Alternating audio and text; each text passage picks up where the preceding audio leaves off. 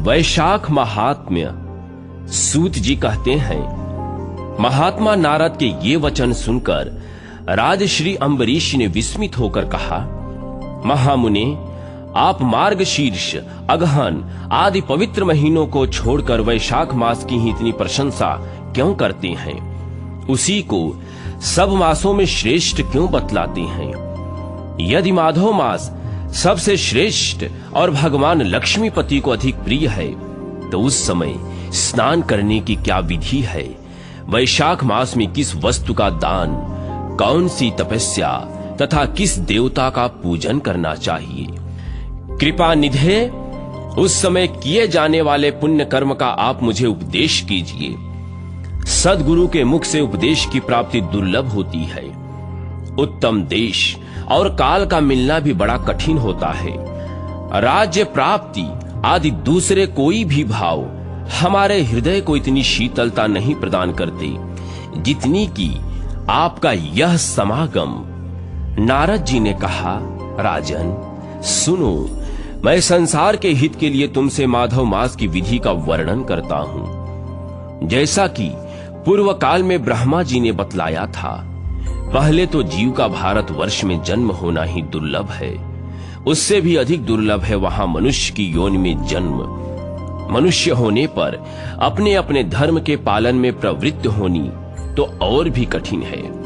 इससे भी अत्यंत दुर्लभ है भगवान वासुदेव में भक्ति, और उसके होने पर भी माधव मास में स्नान आदि का सुयोग मिलना तो और भी कठिन है। माधव मास माधव लक्ष्मीपति को बहुत प्रिय है। माधव वैशाख मास को पाकर जो विधि पूर्वक स्नान, दान, जप आदि का अनुष्ठान करते हैं, वही ही मनुष्य धन्य एवं कृत्य हैं। उनके दर्शन मात्र से पापियों के भी पाप दूर हो जाते हैं और वे भगवत भाव से भावित होकर धर्माचरण के अभिलाषी बन जाते हैं। वैशाख मास के जो एकादशी से लेकर पूर्णिमा तक अंतिम 5 दिन हैं, वे समूचे महीने के समान महत्व रखते हैं। राजेंद्र, जिन लोगों ने वैशाख मास में भांति भांति के उपचारों द्वारा मधु दैत्य के मारने वाले भगवान लक्ष्मीपति का पूजन कर लिया, उन्होंने अपने जन्म का फल पा लिया। भला कौन सी ऐसी अत्यंत दुर्लभ वस्तु है जो वैशाख के स्नान तथा विधि पूर्वक भगवान के पूजन से नहीं प्राप्त होती? जिन्होंने दान, होम, जप, तीर्थ में प्राण त्याग तथा संपूर्ण पापों का नाश करने वाले भगवान श्री नारायण का ध्यान नहीं किया, उन मनुष्यों का जन्म इस संसार में व्यर्थ ही समझना चाहिए। जो धन के रहते हुए भी कंजूसी करता है, दान आदि किए बिना ही मर जाता है, उसका धन व्यर्थ है। राजन, उत्तम कुल में जन्म, अच्छी मृत्यु, श्रेष्ठ भोग, सुख, सदा दान करने में अधिक प्रसन्नता, उदारता तथा उत्तम धैर्य, ये सभी कुछ भगवान श्री विष्णु की कृपा से ही प्राप्त होते हैं। महात्मा नारायण के अनुग्रह से ही मनोवांछित सिद्धियां मिलती हैं। जो कार्तिक में, माघ में तथा माधव को प्रिय लगने वाले वैशाख मास में स्नान करके मधुहंता लक्ष्मीपति दामोदर की विशेष विधि के साथ भक्ति पूर्वक पूजा करता है और अपनी शक्ति के अनुसार दान देता है, वह मनुष्य इस लोक का सुख भोग कर अंत में श्री हरि के पद को प्राप्त हो जाता है। भूप, जैसे सूर्योदय होने पर अंधकार नष्ट हो जाता है, उसी प्रकार वैशाख मास में प्रातः स्नान करने से अनेक जन्मों की उपार्जित पाप राशि नष्ट हो जाती है। यह बात ब्रह्मा जी ने मुझे बताई थी। भगवान श्री विष्णु ने माधव मास की महिमा का विशेष प्रचार किया है। अतः इस महीने के आने पर मनुष्यों को पवित्र करने वाले पुण्य जल से परिपूर्ण गंगा तीर्थ, नर्मदा तीर्थ, यमुना तीर्थ अथवा सरस्वती तीर्थ में सूर्योदय के पहले स्नान करके भगवान मुकुंद की पूजा करनी चाहिए। इससे तपस्या का फल भोगने के पश्चात अक्षय स्वर्ग की प्राप्ति होगी। भगवान श्री नारायण अनामय, रोग व्याधि से रहित हैं। उन गोविंद देव की आराधना करके तुम भगवान का परम पद प्राप्त कर लोगे। राजन, देवाधिदेव लक्ष्मीपति पापों का नाश करने वाले हैं। उन्हें नमस्कार करके चैत्र की पूर्णिमा को इस व्रत का आरंभ करना चाहिए। व्रत लेने वाला पुरुष यम नियमों का पालन करे, शक्ति के अनुसार कुछ दान दे, हविष्य मात्र भोजन करे, भूमि पर सोए, ब्रह्मचर्य व्रत में दृढ़ता पूर्वक स्थित रहे तथा हृदय में भगवान श्री नारायण का ध्यान करते हुए कृच्छ्र आदि तपस्याओं के द्वारा शरीर को सुखाए।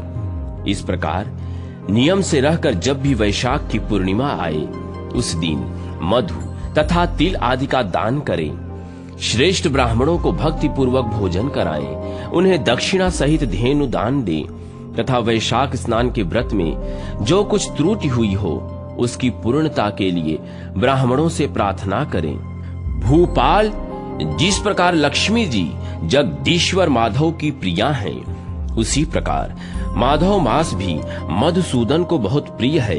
इसी तरह उपर्युक्त नियमों के पालन पूर्वक 12 वर्षों तक वैशाख स्नान करके अंत में मधुसूदन की प्रसन्नता के लिए अपनी शक्ति के अनुसार व्रत का उद्यापन करें। अम्बरीश, पूर्व काल में ब्रह्मा जी के मुख से मैंने जो कुछ सुन रखा था वह सब वैशाख मास का महात्म्य तुम्हें बता दिया। अम्बरीश ने पूछा, मुने, स्नान में परिश्रम तो बहुत थोड़ा है, फिर भी उससे अत्यंत दुर्लभ फल की प्राप्ति होती है। मुझे इस पर विश्वास क्यों नहीं होता? मुझे मोह क्यों हो रहा है? नारद जी ने कहा, राजन, तुम्हारा संदेह ठीक है। थोड़े से परिश्रम के द्वारा महान फल की प्राप्ति असंभव सी बात है। तथापि इस पर विश्वास करो, क्योंकि यह ब्रह्मा जी की बताई हुई बात है। धर्म की गति सूक्ष्म होती है, उसे समझने में बड़े बड़े पुरुषों को भी कठिनाई होती है। श्री हरि की शक्ति अचिंत्य है, उनकी कृति में विद्वानों को भी मोह हो जाता है। विश्वामित्र आदि क्षत्रिय थे, किंतु धर्म का अधिक अनुष्ठान करने के कारण वे ब्राह्मण तत्व को प्राप्त हो गए। अतः धर्म की गति अत्यंत सूक्ष्म है। भूपाल, तुमने सुना होगा, अजामिल अपनी धर्म पत्नी का परित्याग करके सदा पाप के मार्ग पर ही चलता था। तथापि मृत्यु के समय उसने केवल पुत्र के स्नेहवश नारायण कह के पुकारा। पुत्र का चिंतन करके नारायण का नाम लिया, किंतु इतने से ही उसको अत्यंत दुर्लभ पद की प्राप्ति हुई। जैसे अनिच्छा पूर्वक भी यदि आग का स्पर्श किया जाए तो वह शरीर को जलाती ही है, उसी प्रकार किसी दूसरे निमित्त से भी यदि श्री गोविंद का नामोच्चारण किया जाए तो वह पाप राशि को भस्म कर डालता है। जीव विचित्र है, जीवों की भावनाएं विचित्र हैं, कर्म विचित्र हैं तथा कर्मों की शक्तियां भी विचित्र हैं। शास्त्र में जिसका महान फल बताया गया है वही कर्म महान है, फिर वह अल्प परिश्रम साध्य हो या अधिक परिश्रम साध्य। छोटी छोटी सी वस्तु से भी बड़ी सी बड़ी वस्तु का नाश होता देखा जाता है। जरा सी चिंगारी से बोझ के बोझ तिनके स्वाहा हो जाते हैं। जो श्री कृष्ण के भक्त हैं उनके अनजान में किए हुए हजारों हत्याओं से युक्त भयंकर पातक तथा चोरी आदि पाप भी नष्ट हो जाते हैं। वीर, जिसके हृदय में भगवान श्री विष्णु की भक्ति है, वह विद्वान पुरुष यदि थोड़ा सा भी पुण्य कार्य करता है तो वह अक्षय फल देने वाला होता है। अतः माधव मास में माधव की भक्ति पूर्वक आराधना करके मनुष्य अपनी मनोवांछित कामनाओं को प्राप्त कर लेता है। इस विषय में संदेह नहीं करना चाहिए। शास्त्रोक्त विधि से किया हुआ छोटे से छोटा कर्म क्यों न हो, उसके द्वारा बड़े से बड़े पाप का भी क्षय हो जाता है तथा उत्तम कर्म की वृद्धि होने लगती है। राजन, भाव तथा भक्ति दोनों की अधिकता से फल में अधिकता होती है। धर्म की गति सूक्ष्म है, वह कई प्रकारों से जानी जाती है। महाराज, जो भाव से हीन है, जिसके हृदय में उत्तम भाव एवं भगवान की भक्ति नहीं है, वह अच्छे देश और काल में जा जाकर जीवन भर पवित्र गंगा जल से नहाता है और दान देता रहे तो भी कभी शुद्ध नहीं हो सकता। ऐसा मेरा विचार है। अतः अपने हृदय कमल में शुद्ध भाव की स्थापना करके वैशाख मास में प्रातः स्नान करने वाला जो विशुद्ध चित्त पुरुष भक्ति पूर्वक भगवान लक्ष्मीपति की पूजा करता है, उसके पुण्य का वर्णन करने की शक्ति मुझ में नहीं है। अतः हे भूपाल, तुम वैशाख मास के फल के विषय में विश्वास करो। छोटा सा शुभ कर्म भी सैकड़ों पाप कर्मों का नाश करने वाला होता है। जैसे हरिनाम के भय से राशि राशि पाप नष्ट हो जाते हैं, उसी प्रकार सूर्य के मेष राशि पर स्थित होने के समय प्रातः स्नान करने से तथा तीर्थ में भगवान की स्तुति करने से भी समस्त पापों का नाश हो जाता है। जिस प्रकार गरुण के तेज से सांप भाग जाते हैं, उसी तरह प्रातः काल वैशाख स्नान करने से पाप पलायन कर जाते हैं। यह निश्चित बात है, जो मनुष्य मेष राशि के सूर्य में गंगा या नर्मदा के जल में नहाकर 1, 2 या 3 समय की भक्ति भाव के साथ पाप प्रश्ममन नामक स्तोत्र का पाठ करता है, वह सब पापों से मुक्त होकर परम पद को प्राप्त हो जाता है। अम्बरीश, इस प्रकार मैंने थोड़े में यह वैशाख स्नान का सारा महात्म्य तुम्हें सुना दिया। अब और क्या सुनना चाहते हो? वैशाख स्नान से 5 प्रेतों का उद्धार तथा पाप प्रशमन नामक स्तोत्र का वर्णन। अम्बरीश ने कहा, मुने, जिसके चिंतन मात्र से पाप राशि का लय हो जाता है, उस पाप प्रशमन नामक स्तोत्र को मैं अभी सुनना चाहता हूं। आज मैं धन्य हूं, अनुग्रहित हूं। आपने मुझे उस शुभ विधि का श्रवण कराया जिसके सुनने मात्र से पापों का क्षय हो जाता है। वैशाख मास में जो भगवान केशव के कल्याणमय नामों का कीर्तन किया जाता है, उसी को मैं संसार में सबसे बड़ा पुण्य, पवित्र, मनोरम तथा एकमात्र सुकृत से ही सुलभ होने वाला शुभ कर्म मानता हूं।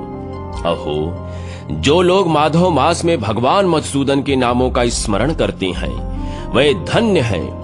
अतः यदि आप उचित समझें तो मुझे पुनः माधव मास की पवित्र कथा सुनाएं। सूत जी कहते हैं, राजाओं में श्रेष्ठ हरि भक्त अम्बरीश का यह वचन सुनकर नारद मुनि को बड़ी प्रसन्नता हुई।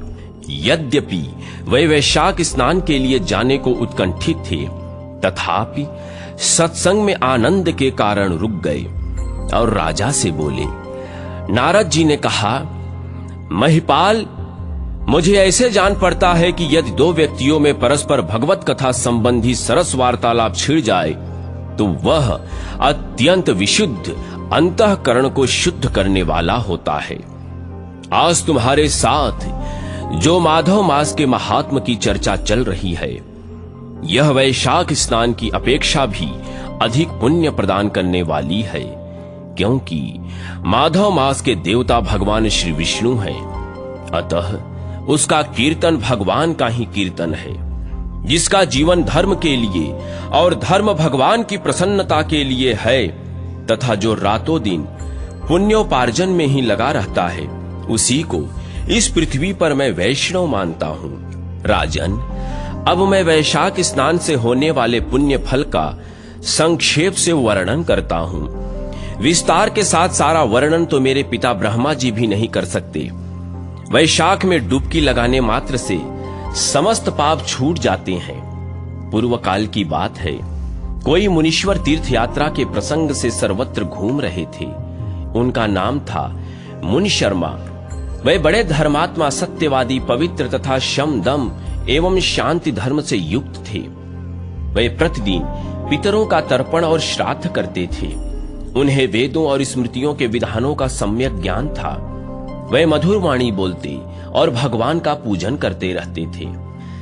वैष्णयों के संसर्ग में ही उनका समय व्यतीत होता था। वे 3 कालों के ज्ञाता, मुनि, दयालु, अत्यंत तेजस्वी, तत्वज्ञानी और ब्राह्मण भक्त थे। वैशाख का महीना था। मुनि शर्मा स्नान के लिए नर्मदा के किनारे जा रहे थे। उसी समय उन्होंने अपने सामने 5 पुरुषों को देखा जो भारी दुर्गति में फंसे हुए थे। वे अभी अभी एक दूसरे से मिले थे। उनके शरीर का रंग काला था। वे एक बरगद की छाया में बैठे थे और पापों के कारण उद्विग्न होकर चारों ओर दृष्टिपात कर रहे थे। उन्हें देखकर द्विजवर मुनि शर्मा बड़े विस्मय में पड़े और सोचने लगे, इस भयानक वन में ये मनुष्य कहां से आए? इनकी चेष्टा बड़ी दयनीय है, किंतु इनका आकार बड़ा भयंकर दिखाई देता है। ये पाप भागी चोर तो नहीं है। विप्रवर, मुनि शर्मा की बुद्धि बड़ी स्थिर थी। वे ज्यों ही इस प्रकार विचार करने लगे, उसी समय उपरयुक्त पांचों पुरुष उनके पास आए और हाथ जोड़कर मुनि शर्मा से बोले। उन पुरुषों ने कहा, विप्रवर, हमें आप कल्याणमय पुरुषोत्तम जान पड़ते हैं। हम दुखी जीव हैं, अपना दुख विचार कर आपको बतलाना चाहते हैं। द्विजराज, आप कृपा करके हमारी कष्ट कथा सुनी। दैववश जिनके पाप प्रकट हो गए हैं, उन दीन दुखी प्राणियों के आधार आप जैसे संत महात्मा ही हैं। साधु पुरुष अपनी दृष्टि मात्र से पीड़ितों की पीड़ाएं हर लेते हैं। अब उनमें से एक ने सबका परिचय देना आरंभ किया। मैं पंचाल देश का क्षत्रिय हूं, मेरा नाम नरवाहन है। मैंने मार्ग में मोहवश बाण द्वारा एक ब्राह्मण की हत्या कर डाली। मुझसे ब्रह्म हत्या का पाप हो गया, इसलिए शिखा, सूत्र और तिलके से रहित होकर इस पृथ्वी पर घूमता हूं और सबसे कहता फिरता हूं कि मैं ब्रह्म हत्यारा हूं। मुझ महापापी ब्रह्मघाती को आप कृपा की भिक्षा दें। इस दशा में पड़े पड़े मुझे 1 वर्ष बीत गया। मैं पाप से जल रहा हूँ, मेरा चित्त शोक से व्याकुल है। तथा ये जो सामने दिखाई देते हैं, इनका नाम चंद्र शर्मा है। ये जात के ब्राह्मण हैं। इन्होंने मोह से मलिन होकर गुरु का वध किया। ये मगध देश के निवासी हैं। इनके स्वजनों ने इनका परित्याग कर दिया। ये भी घूमते घामते दैवात यहाँ आ पहुंचे हैं। इनके भी न शिखा न सूत्र, ब्राह्मण का कोई भी चिन्ह इनके शरीर में न रह गया है। इनके सिवा जो ये तीसरे व्यक्ति हैं, इनका नाम देव शर्मा है। स्वामीन, ये भी बड़े कष्ट में हैं। ये भी जात के ब्राह्मण हैं, किंतु मोहवश वेश्या की आसक्ति में फंसकर शराबी हो गए थे। इन्होंने भी पूछने पर अपना सारा हाल सच सच कह सुनाया। अपने प्रथम पापाचार को याद करके इनके हृदय में बड़ा संताप होता है। ये सदा मन ताप से पीड़ित रहते हैं। इनको इनकी स्त्री ने, बंधु बांधवों ने तथा गांव के सब लोगों ने वहां से निकाल दिया है। ये अपने उसी पाप के साथ भ्रमण करते हुए यहाँ आए हैं। ये चौथे महाशय जात के वैश्य हैं। इनका नाम विधुर है। ये गुरु पत्नी के साथ समागम करने वाले हैं। इनकी माता मिथिला में जाकर वैश्या हो गई थी। इन्होंने मोहवश 3 महीनों तक उसी का उपभोग किया, परंतु जब असली बात का पता लग गया तो वे बड़े दुखी होकर पृथ्वी पर विचरते हुए ये भी यहाँ आ पहुंचे हैं। हम में से ये जो 5वें दिखाई दे रहे हैं, ये भी वैश्य ही हैं। इनका नाम नंद है। ये पापियों का संसर्ग करने वाले महापापी हैं। इन्होंने प्रतिदिन धन के लालच में पड़कर बहुत चोरी की। पातकों से आक्रांत हो जाने पर इन्हें स्वजनों ने त्याग दिया। तब ये स्वयं भी खिन्न होकर दैवात यहाँ आ पहुंचे हैं। इस प्रकार हम 5 महापापी एक स्थान पर जुट गए हैं। हम सब के सब दुखों से घिरे हुए हैं। अनेकों तीर्थों में घूम आए, मगर हमारा घोर पातक नहीं मिटता। आपको तेज से उद्दीप्त देखकर हम लोगों का मन प्रसन्न हो गया है। आप जैसे साधु पुरुषों के पुण्यमय दर्शन से हमारे पातकों के अंत होने की सूचना मिल रही है। स्वामीन, कोई ऐसा उपाय बताइए जिससे हम लोगों के पापों का नाश हो जाए। प्रभु, आप वेदार्थ के ज्ञाता, परम दयालु जान पड़ते हैं। आपसे हमें अपने उद्धार की बड़ी आशा है। मुनि शर्मा ने कहा, तुम लोगों ने अज्ञानवश पाप किया है, किंतु इसके लिए तुम्हारे हृदय में अनुताप है तथा तुम सबके सब सत्य बोल रहे हो। इस कारण तुम्हारे ऊपर अनुग्रह करना मेरा कर्तव्य है। मैं अपनी भुजा ऊपर उठाकर कहता हूँ, मेरी सत्य बातें सुनो। पूर्व काल में जब मुनियों का समुदाय एकत्रित हुआ था, उस समय मैंने महर्षि अंगिरिका के मुख से जो कुछ सुना था वही वेद शास्त्रों में भी देखा। वह सबके लिए विश्वास करने योग्य है। मेरी आराधना से संतुष्ट हुए स्वयं भगवान विष्णु ने भी पहले ऐसी ही बात बताई थी। वह इस प्रकार है। भोजन से बढ़कर दूसरा कोई तृप्ति का साधन नहीं है। पिता से बढ़कर कोई गुरु नहीं है। ब्राह्मणों से उत्तम कोई दूसरा पात्र नहीं है तथा भगवान विष्णु से श्रेष्ठ कोई दूसरा देवता नहीं है। गंगा की समानता करने वाला कोई तीर्थ, गोदान की तुलना करने वाला कोई दान, गायत्री के समान जप, एकादशी के तुल्य व्रत, भार्या के सदृश मित्र, दया के समान धर्म तथा स्वतंत्रता के समान सुख नहीं है। गारहस्थ से बढ़कर आश्रम और सत्य से बढ़कर सदाचार नहीं है। इसी प्रकार संतोष के समान सुख तथा वैशाख मास के समान महान पापों का अपहरण करने वाला दूसरा कोई मास नहीं है। वैशाख मास भगवान मधुसूदन को बहुत प्रिय है। गंगा आदि तीर्थों में तो वैशाख स्नान का सुयोग अत्यंत दुर्लभ है। उस समय गंगा, यमुना तथा नर्मदा की प्राप्ति कठिन होती है। जो शुद्ध हृदय वाला मनुष्य भगवान के भजन में तत्पर हो, पूरे वैशाख भर प्रातः काल गंगा स्नान करता है। वह सब पापों से मुक्त होकर परम गति को प्राप्त होता है। इसलिए पुण्य के सारभूत इस वैशाख मास में तुम सभी पातकी मेरे साथ नर्मदा तट पर चलो और उसमें गोते लगाओ। नर्मदा के जल का मुनि लोग भी सेवन करते हैं। वह समस्त पापों के भय का नाश करने वाला है। मुनि के यों कहने पर वे सब पापी उनके साथ अद्भुत पुण्य प्रदान करने वाली नर्मदा की प्रशंसा करते हुए उसके तट पर गए। किनारे पहुंचकर ब्राह्मण श्रेष्ठ मुनि शर्मा का चित्त प्रसन्न हो गया। उन्होंने वेदोक्त विधि के अनुसार नर्मदा के जल में प्रातः स्नान किया। उपर्युक्त पांचों पापियों ने भी ब्राह्मण के कहने से ज्यों ही नर्मदा में डुबकी लगाई, त्यों ही उनके शरीर का रंग बदल गया। वे तत्काल सुवर्ण के समान कांतिमान हो गए। फिर मुनि शर्मा ने सब लोगों के सामने उन्हें पाप प्रशमन नामक स्तोत्र सुनाया। भूपाल, अब तुम पाप प्रशमन नामक स्तोत्र सुनो। इसका भक्ति पूर्वक श्रवण करके भी मनुष्य पाप राशि से मुक्त हो जाता है। इसके चिंतन मात्र से बहुतेरे पापी शुद्ध हो चुके हैं। इसके सिवा और भी बहुत से मनुष्य इस स्तोत्र का सहारा लेकर अज्ञान जनित पाप से मुक्त हो गए हैं। जब मनुष्यों का चित्त पराई स्त्री, पराये धन तथा जीव हिंसा आदि की ओर हो जाए तथा इस प्रायश्चित रूपा स्तुति की शरण लेनी चाहिए। यह स्तुति इस प्रकार है। संपूर्ण विश्व में व्यापक भगवान श्री विष्णु को सर्वदा नमस्कार है। विष्णु को बारंबार प्रणाम है।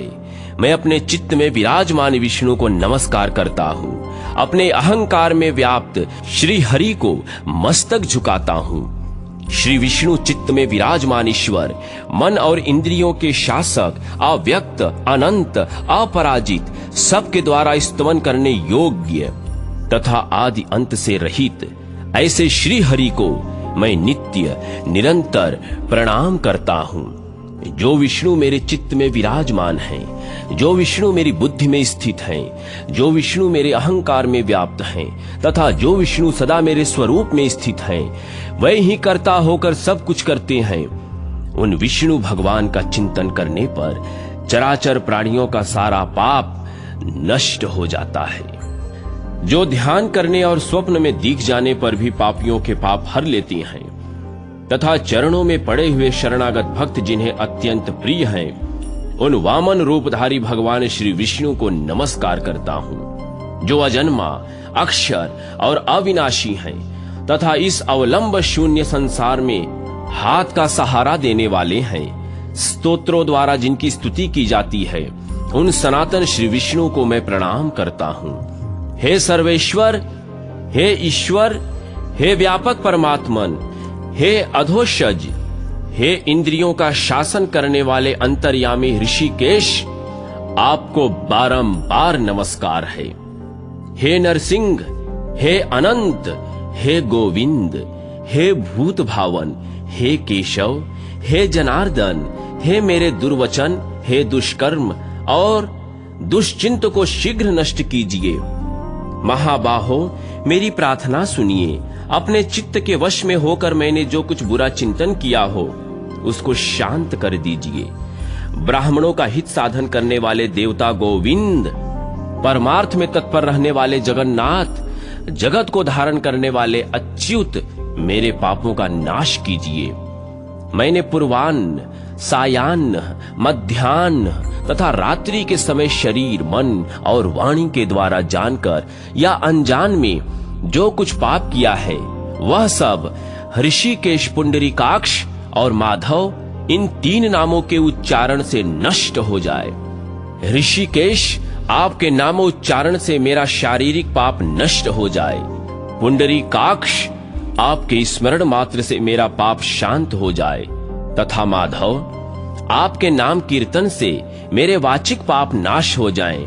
मैंने खाते, पीते, खड़े होते, सोते, जागते तथा ठहरते समय मन, वाणी और शरीर से स्वार्थ या धन के लिए कुत्सित योनियों और नरकों की प्राप्ति कराने वाला महान या थोड़ा पाप किया है। वह सब भगवान वासुदेव का नाम उच्चारण करने से नष्ट हो जाए। जिसे पर ब्रह्म परम धाम और परम पवित्र कहते हैं, वह तत्व भगवान विष्णु ही है। इन श्री विष्णु भगवान का कीर्तन करने से मेरे जो भी पाप हों, वे भी नष्ट हो जाएं।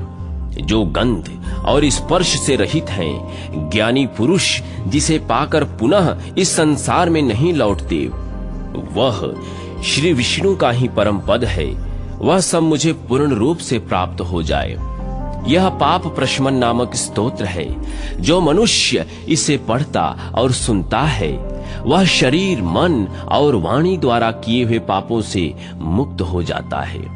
इतना ही नहीं, वह पाप ग्रह आदि के भय से मुक्त होकर विष्णु के परम पद को प्राप्त हो जाता है। यह स्तोत्र सब पापों का नाशक तथा पाप राशि का प्रायश्चित है। इसलिए श्रेष्ठ मनुष्यों को पूर्ण प्रयत्न करके इस स्तोत्र का पाठ करना चाहिए। राजन, इस स्तोत्र के श्रवण मात्र से पूर्व जन्म तथा इस जन्म के किए हुए पाप भी तत्काल नष्ट हो जाते हैं। यह स्तोत्र पाप रूपी वृक्ष के लिए कुठार और पाप में ईंधन के लिए दावानल है। पाप राशि रूपी अंधकार समूह का नाश करने के लिए यह स्तोत्र सूर्य के समान है। मैंने संपूर्ण जगत पर अनुग्रह करने के लिए इसे तुम्हारे सामने प्रकाशित किया है। इसके पुण्यमय महात्म का वर्णन करने में स्वयं श्री हरि भी समर्थ नहीं है। वैशाख मास में स्नान, तर्पण और श्री माधव पूजन की विधि एवं महिमा। अम्बरीश ने पूछा, मुने, वैशाख मास के व्रत का क्या विधान है? इसमें किस तपस्या का अनुष्ठान करना पड़ता है? क्या दान होता है? कैसे स्नान किया जाता है? और किस प्रकार भगवान केशव की पूजा की जाती है? ब्रह्मर्षि, आप श्री हरि के प्रिय भक्त तथा सर्वज्ञ हैं, अतः कृपा करके मुझे ये सब बातें विस्तार से बतलाइए। नारद जी ने कहा, साधु श्रेष्ठ, सुनो। वैशाख मास में जब सूर्य मेष राशि पर चले जाए तो किसी बड़ी नदी में, नदी रूप तीर्थ में, नद में, सरोवर में, झरने में, देवकुंड में, स्वतः प्राप्त हुए किसी भी जलाशय में, बावड़ी में अथवा कुएं आदि पर जाकर नियम पूर्वक भगवान श्री विष्णु का स्मरण करते हुए स्नान करना चाहिए। स्नान के पहले निम्नांकित श्लोक का उच्चारण करना चाहिए।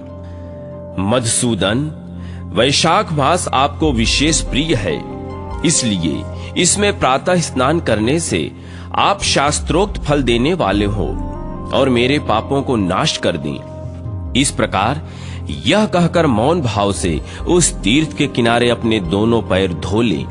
फिर भगवान नारायण का स्मरण करते हुए विधि पूर्वक स्नान करें। स्नान की विधि इस प्रकार है। विद्वान पुरुष को मूल मंत्र पढ़कर तीर्थ की कल्पना कर लेनी चाहिए। ओम नमो नारायणाय, यह मंत्र ही मूल मंत्र कहा गया है। पहले हाथ में कुश लेकर विधि पूर्वक आचमन करें तथा मन और इंद्रियों को संयम में रखते हुए बाहर भीतर से पवित्र रहें। फिर 4 हाथ का चौकोर मंडल बनाकर उसमें निम्नांकित मंत्रों द्वारा भगवती श्री गंगा का आवाहन करें। गंगे, तुम भगवान श्री विष्णु के चरणों से प्रकट हुई हो। श्री विष्णु ही तुम्हारे देवता हैं, इसीलिए तुम्हें वैष्णवी कहते हैं। देवी, तुम जन्म से लेकर मृत्यु तक समस्त पापों से मेरी रक्षा करो। स्वर्ग, पृथ्वी और अंतरिक्ष में कुल 3.5 करोड़ तीर्थ हैं, ऐसा वायु देवता का कथन है। माता जाह्नवी, वे सभी तीर्थ तुम्हारे अंदर मौजूद हैं। देवलोक में तुम्हारा नाम नंदिनी और नलिनी है। इसके सिवा दक्षा, पृथ्वी, विजयदंगा, विश्वकाया, शिवा, अमृता, विद्याधरी, महादेवी, लोक प्रसादिनी, क्षेमंकरी, जाह्नवी, शांता और शांति प्रदायिनी आदि तुम्हारे अनेकों नाम हैं। स्नान के समय इन पवित्र नामों का कीर्तन करना चाहिए। इसमें त्रिपथगामिनी भगवती गंगा उपस्थित हो जाती हैं।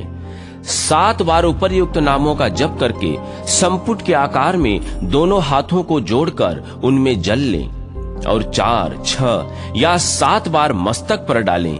इस प्रकार स्नान करके पूर्ववत मृत्तिका को विधिवत अभिमंत्रित करें और उसे शरीर में लगाकर नहा लें। मृत्तिका को अभिमंत्रित करने का मंत्र इस प्रकार है। वसुंधरे, तुम्हारे ऊपर अश्व और रथ चला करते हैं। भगवान श्री विष्णु ने वामन अवतार धारण करके तुम्हें एक पैर से नापा था। मृत्तिके, मैंने जो बुरे कर्म किए हों, मेरे उन सभी पापों को तुम हर लो। देवी, सैकड़ों भुजाओं वाले भगवान श्री विष्णु ने वाराह का रूप धारण करके तुम्हें जल से बाहर निकाला था।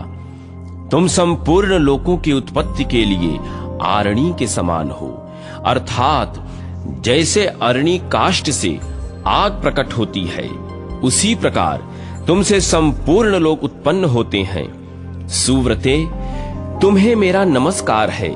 इस प्रकार स्नान करने के पश्चात विधि पूर्वक आचमन करके जल से बाहर निकले और 2 शुद्ध वस्त्र, धोती, चादर धारण करें।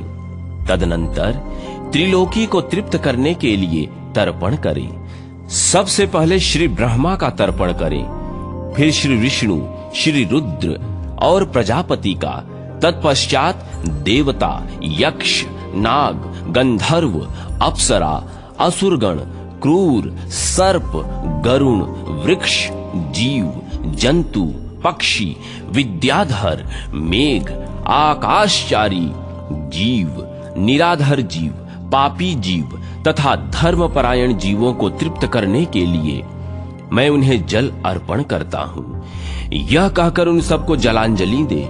देवताओं का तर्पण करते समय यज्ञोपवीत को बाएं कंधे पर डाले रहें। तत्पश्चात उसे गले में माला की भांति कर ली और दिव्य मनुष्यों, ऋषि पुत्रों तथा ऋषियों का भक्ति पूर्वक तर्पण करें। सनक, सनंदन, सनातन और सनत कुमार ये दिव्य मनुष्य हैं।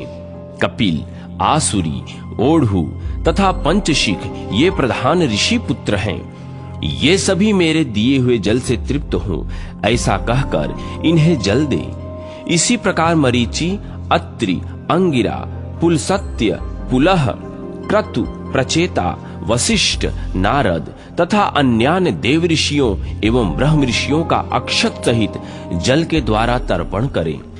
इस प्रकार ऋषि तर्पण करने के पश्चात यज्ञोपवीत को दाएं कंधे पर करके बाएं घुटने को पृथ्वी पर टेक कर बैठें। फिर अग्निशांत, सौम्य, हविष्यमान, उष्मप, कव्यवाट, अनल, बहिरशद, पिता पितामह आदि तथा मातामह आदि सब लोगों का विधिवत तर्पण करके निम्नांकित मंत्र का उच्चारण करें। जो लोग मेरे बांधव न हो, जो मेरे बांधव हो तथा जो दूसरे किसी जन्म में मेरे बांधव रहे हो, वे सब मेरे दिए हुए जल से तृप्त हो। उनके सिवा और भी जो कोई प्राणी मुझसे जल की अभिलाषा रखते हो, वे भी तृप्ति लाभ करें। यूं कहकर उनकी तृप्ति के उद्देश्य से जल गिराना चाहिए। तत्पश्चात विधि पूर्वक आचमन करके अपने आगे कमल की आकृति बनाएं और सूर्य देव के नामों का उच्चारण करते हुए अक्षत, फूल, लाल चंदन और जल के द्वारा उन्हें यत्न पूर्वक अर्घ्य दें। अर्घ्यदान का मंत्र इस प्रकार है। भगवान सूर्य, आप विश्व रूप ब्रह्म स्वरूप हैं। इन दोनों रूपों में आपको नमस्कार है। आप सहस्त्रों किरणों से सुशोभित और सबसे तेज रूप हैं। आपको सदा नमस्कार है। भक्त वत्सल रुद्र रूपधारी आप परमेश्वर को बारंबार नमस्कार है। कुंडल और अंगद आदि आभूषणों से विभूषित पद्मनाभ, आपको नमस्कार है। भगवान, आप सोए हुए संपूर्ण लोकों को जगाने वाले हैं। आपको मेरा प्रणाम है। आप सदा सबके पाप पुण्य को देखा करते हैं। सत्यदेव, आपको नमस्कार है। हे भास्कर, मुझ पर प्रसन्न होइए। दिवाकर, आपको नमस्कार है। प्रभाकर, आपको नमस्कार है। इस प्रकार सूर्य देव को नमस्कार करके 7 बार उनकी प्रदक्षिणा करे। फिर द्विज, गौ और सुवर्ण का स्पर्श करके अपने घर में जाएं। वहां आश्रमवासी अतिथियों का सत्कार तथा भगवान की प्रतिमा का पूजन करें। राजन, घर में पहले भक्ति पूर्वक जितेंद्रिय भाव से भगवान गोविंद की विधिवत पूजा करनी चाहिए। विशेषतः वैशाख के महीने में जो श्री मधुसूदन का पूजन करता है, उसके द्वारा पूरे 1 वर्ष तक श्री माधव की पूजा संपन्न हो जाती है। वैशाख मास आने पर जब सूर्य देव मेष राशि पर स्थित हो, तो श्री केशव की प्रसन्नता के लिए उनके व्रतों का संचय करना चाहिए। अपने अभीष्ट की सिद्धि के लिए अन्न, जल, शक्कर, धेनु तथा तिल की धेनु आदि का दान करना चाहिए। इस कार्य में धन की कंजूसी उचित नहीं है। जो समूचे वैशाख भर प्रतिदिन सवेरे स्नान करता, जितेंद्रिय भाव से रहता, भगवान के नाम जपता और हविष्य भोजन करता है, वह सब पापों से मुक्त हो जाता है। जो वैशाख मास में आलस्य त्याग कर एक भुक्त 24 घंटे में 1 बार भोजन, नक्त व्रत केवल रात में 1 बार भोजन अथवा अयाचित व्रत बिना मांगे हुए मिले अन्न का 1 समय भोजन करता है, वह अपनी संपूर्ण अभिष्ट वस्तुओं को प्राप्त कर लेता है। वैशाख मास में प्रतिदिन 2 बार गांव से बाहर नदी के जल में स्नान करना, हविष्य खाकर रहना, ब्रह्मचर्य का पालन करना, पृथ्वी पर सोना, नियम पूर्वक रहना, व्रत, दान, जप, होम और भगवान मधुसूदन की पूजा करना, ये नियम हजारों जन्मों के भयंकर पाप को भी हर लेते हैं। जैसे भगवान माधव ध्यान करने पर सारे पाप नष्ट कर देते हैं, उसी प्रकार नियम पूर्वक किया हुआ माधव मास का स्नान भी समस्त पापों को दूर कर देता है। प्रतिदिन तीर्थ स्नान, तिलों द्वारा पितरों का तर्पण, धर्मघट आदि का दान और श्री मधुसूदन का पूजन, ये भगवान को संतोष प्रदान करने वाले हैं। वैशाख मास में इनका पालन अवश्य करना चाहिए। वैशाख मास में तिल, जल, स्वर्ण, अन्न, शक्कर, वस्त्र, गौ, जूता, छाता, कमल या शंख तथा घड़े, इन वस्तुओं का ब्राह्मणों को दान करें। तीनों संध्याओं के समय एकाग्र चित्त हो विमल स्वरूपा साक्षात भगवती लक्ष्मी के साथ परमेश्वर श्री विष्णु का भक्ति पूर्वक पूजन करना चाहिए। सामयिक फलों और फलों से भक्ति पूर्वक श्री हरि का पूजन करने के पश्चात यथाशक्ति ब्राह्मणों की भी पूजा करनी चाहिए। पाखंडियों से वार्तालाप नहीं करना चाहिए। जो फूलों द्वारा विधिवत अर्चन करके श्री मधुसूदन की आराधना करता है, वह सब पापों से मुक्त हो परम पद को प्राप्त हो जाता है। श्री नारद जी कहते हैं, राजेंद्र सुनो, मैं संक्षेप से माधव की पूजन की विधि बतला रहा हूं। महाराज, जिनका कहीं अंत नहीं है, जो अनंत और अपार हैं, उन भगवान अनंत की पूजा विधि का अंत नहीं है। श्री विष्णु का पूजन 3 प्रकार का होता है, वैदिक, तांत्रिक तथा मिश्र।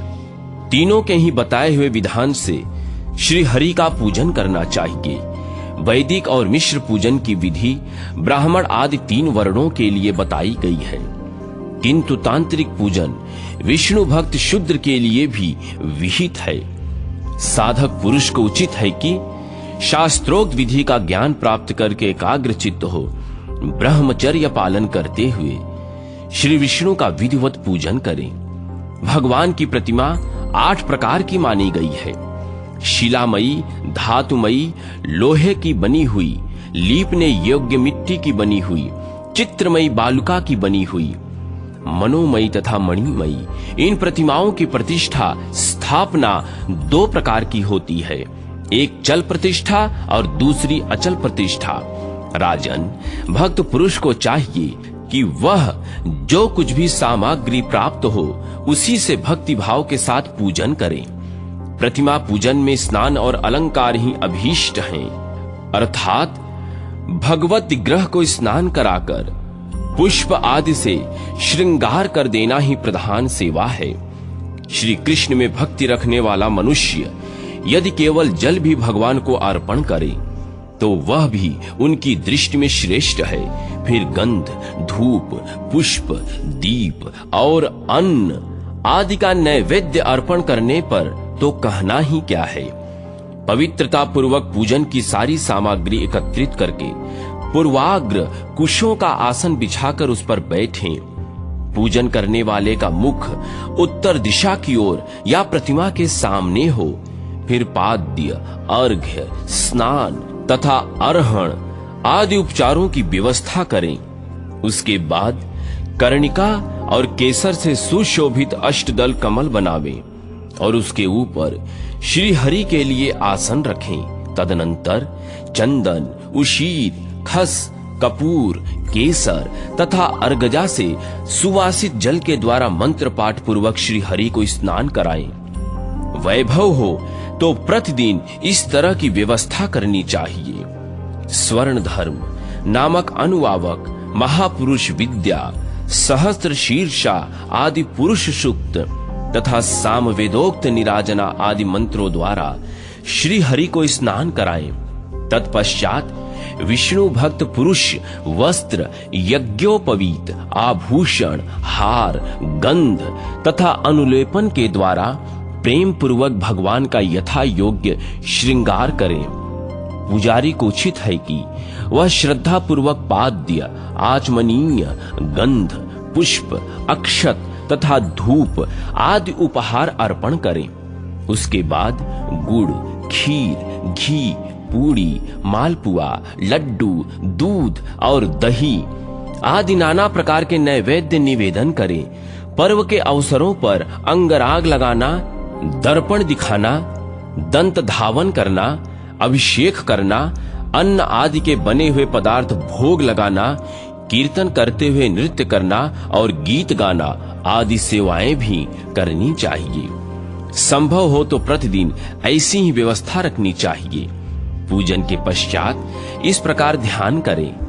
भगवान श्री विष्णु का श्री विग्रह श्याम वर्ण एवं तपाए हुए जाम्बुनद नामक सुवर्ण के समान तेजस्वी है। भगवान की शंख, चक्र, गदा और पद्म से सुशोभित 4 भुजाएं हैं।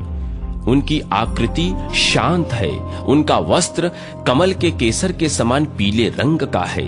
वह मस्तक पर किरीट, दोनों हाथों में कड़े, गले में यज्ञोपवीत तथा अंगुलियों में अंगूठी धारण किए हुए हैं। उनके वक्ष स्थल में श्री वत्स का चिन्ह है। कौस्तुभमणि उनकी शोभा बढ़ाता है तथा वह वनमाला धारण किए हुए हैं। इस प्रकार ध्यान करते हुए पूजन समाप्त करके घी में डुबोई हुई समिधाओं तथा हविष्य द्वारा अग्नि में हवन करें। आज्य भाग तथा आघार नामक आहुतियां देने के पश्चात घृतपूर्ण हविष्य का होम करें। तदनंतर पुनः भगवान का पूजन करके उन्हें प्रणाम करें और पार्षदों को नैवेद्य अर्पण करें। उसके बाद मुख शुद्ध के लिए सुगंधित द्रव्यों से युक्त तांबूल निवेदन करना चाहिए। फिर छोटे बड़े पौराणिक तथा अवार्चीन स्तोत्रों द्वारा भगवान की स्तुति करके भगवान प्रसीद, भगवान प्रसन्न होइए, यूं कहकर प्रतिदिन दंडवत प्रणाम करें। अपना मस्तक भगवान के चरणों में रखकर दोनों भुजाओं को फैलाकर परस्पर मिला दें और इस प्रकार कहें, परमेश्वर, मैं मृत्यु रूपी ग्रही तथा समुद्र से भयभीत होकर आपकी शरण में आया हूं। आप मेरी रक्षा कीजिए। तदनंतर भगवान को अर्पण की हुई प्रसाद माला आदि को आदर पूर्वक सिर पर चढ़ावें तथा यदि मूर्ति विसर्जन करने योग्य हो तो उसका विसर्जन भी करें। ईश्वरीय ज्योति को आत्म ज्योति में स्थापित कर लें। प्रतिमा आदि में जहां भगवान का चरण हो वहीं श्रद्धा पूर्वक पूजन करना चाहिए तथा मन में यह विश्वास रखना चाहिए कि जो संपूर्ण भूतों में तथा मेरे आत्मा में रम रहे हैं वे ही सर्वात्मा परमेश्वर इस मूर्ति में विराजमान हैं। इस प्रकार वैदिक तथा तांत्रिक क्रिया योग के मार्ग से जो भगवान की पूजा करता है वह सब ओर से अभीष्ट सिद्धि को प्राप्त हो जाता है। श्री विष्णु प्रतिमा की स्थापना करके उसके लिए सुदृढ़ मंदिर बनवाना चाहिए तथा पूजा कर्म की सुव्यवस्था के लिए सुंदर फुलवाड़ी भी लगवानी चाहिए। बड़े बड़े पर्वों पर तथा प्रतिदिन पूजा कार्य का भली भांति निर्वाह होता रहे, इसके लिए भगवान के नाम से खेत, बाजार, कस्बा और गांव आदि भी लगा देने चाहिए। यूं करने से मनुष्य भगवान के सायुज्य को प्राप्त होता है। भगवत विग्रह की स्थापना करने से, सार्वभौम सम्राट के पद को मंदिर बनवाने से तीनों लोकों को, राज्य को, पूजा आदि की व्यवस्था करने से ब्रह्मलोक को तथा इन तीनों कार्यों के अनुष्ठान से मनुष्य भगवत सायुज्य को प्राप्त कर लेता है। केवल अश्वमेध यज्ञ करने से किसी को भक्ति योग की प्राप्ति नहीं होती। भक्ति योग को वही प्राप्त करता है जो पूर्वोक्त रीत से प्रतिदिन श्री हरि की पूजा करता है। राजन, वही शरीर शुभ कल्याण का साधक है जो भगवान श्री कृष्ण को साष्टांग प्रणाम करने के कारण धूल धूसरित हो रहा है। नेत्र भी वही अत्यंत सुंदर और तपशक्ति से संपन्न हैं जिनके द्वारा श्री हरि का दर्शन होता है। वही बुद्धि निर्मल है और वही चंद्रमा तथा शंख के समान उज्जवल है जो सदा श्री लक्ष्मीपति के चिंतन में संलग्न रहती है तथा वही जिह्वा मधुर भाषिणी है जो बारंबार भगवान नारायण का स्तवन किया करती है। स्त्री और शूद्रों को भी मूल मंत्र के द्वारा श्री हरि का पूजन करना चाहिए तथा अन्यान वैष्णव जनों को भी गुरु की बताई हुई पद्धति से श्रद्धा पूर्वक भगवान की पूजा करनी उचित है। राजन, यह सब प्रसंग मैंने तुम्हें बता दिया। श्री माधव का पूजन परम पावन है। विशेषतः वैशाख मास में तुम इस प्रकार पूजन अवश्य करना। सूत जी कहते हैं, महर्षि गण इस प्रकार पत्नी सहित मंत्रवेत्ता महाराज अम्बरीश को उपदेश दे उनसे पूजित हो विदा लेकर देवर्षि नारद जी वैशाख मास में गंगा स्नान करने के लिए चले गए। लोक में जिनका पावन सुयश फैला हुआ था उन राजा अम्बरीश ने भी मुनि की बताई हुई वैशाख मास की विधि का पुण्य बुद्धि से पत्नी सहित पालन किया।